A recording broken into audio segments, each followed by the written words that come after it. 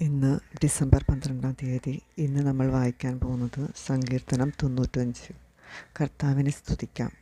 വരുവിൻ, നമുക്ക് കർത്താവിനെ സ്തോത്രമാലപിക്കാം. നമ്മുടെ ശിലയെ സന്തോഷപൂർവ്വം പാടിപ്പുകഴ്ത്താം. കൃതജ്ഞതാ സ്തോത്രത്തോടെ അവിടുത്തെ സന്നിധിയിൽ ചെല്ലാം. ആനന്ദത്തോടെ സ്തുതിഗീതങ്ങൾ ആലപിക്കാം. എന്നാൽ കർത്താവ് ഉന്നതനായ ദൈവമാണ്, എല്ലാ ദേവന്മാർക്കും അധിപനായ രാജാവാണ്. ഭൂമിയുടെ അഗാധ തലങ്ങൾ അവിടുത്തെ കൈകളിലാണ്. പർവ്വതശൃംഗം അവിടുത്തേതാണ്, സമുദ്രം അവിടുത്തേതാണ്. അവിടുന്നാണ് അത് നിർമ്മിച്ചത്.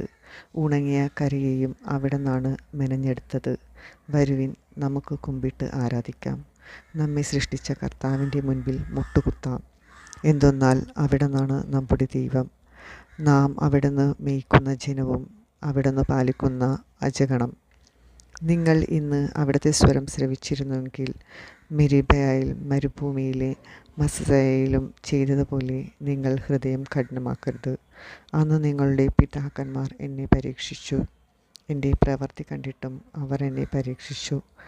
40 സംവത്സരം ആ തലമുറയോട് എനിക്ക് നീരസം തോന്നി. വഴിപിഴയ്ക്കുന്ന ഹൃദയത്തോടു കൂടിയാണ് ജനമാണിത്. എൻ്റെ വഴികളെ അവർ ആദരിക്കുന്നില്ല എന്നു ഞാൻ പറഞ്ഞു. അവർ എൻ്റെ സ്വസ്ഥതയിൽ പ്രവേശിക്കുകയില്ലെന്നും കോപത്തോടെ ഞാൻ ശപഥം ചെയ്തു. ദൈവവചനമാണ് നാം കേട്ടത്. നമുക്ക് ദൈവത്തെ സ്തുതിക്കാം.